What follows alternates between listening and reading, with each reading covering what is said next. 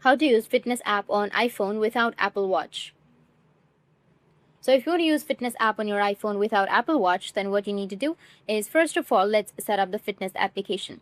Open up your fitness application. If you don't have the fitness application installed on your device, you need to go with your app store and install it. After that, you need to tap and open up your fitness application on your iPhone. But if you cannot find it, just simply search on your app store, and that's it. So if you're using it for the first time, you'll be prompted to follow up a setup instructions and personalize your fitness profile, including your age, weight, height, and activity level. I have already set this up, so it's not showing up for me, but you need to grant the app access to necessary permissions such as tracking your activity and health data.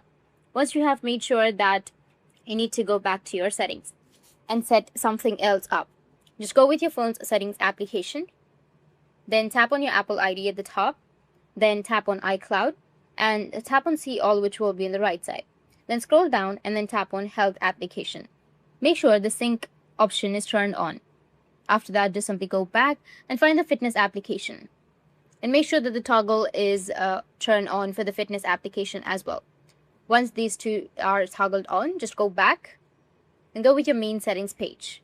Scroll down and then tap on Privacy and Security. Scroll down once again till you'll find Motion and Fitness. Enable fitness tracking and health app from here if it's toggled off. Make sure to toggle it on like this, because these two steps are very necessary for your iPhone to track your steps with your motion sensors. And in this way, you'll be able to use your fitness application on your iPhone without your Apple Watch. That's it. And if you have any questions, feel free to comment below. Thanks for watching.